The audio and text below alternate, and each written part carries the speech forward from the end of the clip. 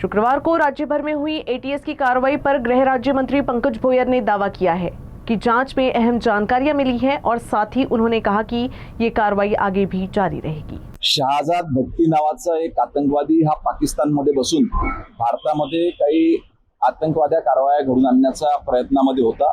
त्याचा हा डाव हाणून पाडण्याकरता जी माहिती गुप्त माहिती एटीएसला त्या ठिकाणी प्राप्त झाली होती, तर संपूर्ण राज्यामध्ये जवळजवळ 157 ठिकाणी त्या ठिकाणी त्याच्याशी संबंधित असलेल्या लोकांना पकडण्याकरता छापे टाकण्यात आलेले आहे।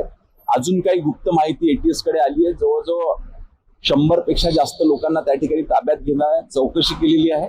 अजून काही ठिकाणी त्या ठिकाणी कार्यवाही अपेक्षित पद्धतीची माहिती त्या ठिकाणी एटीएसला प्राप्त झाली होती की समाजामधले काही विध्वंसक लोक यांना त्या ठिकाणी हेरणं आणि त्या ठिकाणी त्यांना शस्त्र उपलब्ध करून देण्याकरता ऑनलाईन पैसे पाठवणं, पैसे देणं, पैसे उपलब्ध करून देणं आणि त्या माध्यमातून काही कार्यवाया घडून आणणं असा प्रयत्न त्या ठिकाणी या आतंकवाद्याचा होता। परंतु एटीएसनं त्या ठिकाणी वेळीच दखल घेतली आणि त्यांचा हा प्रयत्न त्या ठिकाणी हाणून पडला।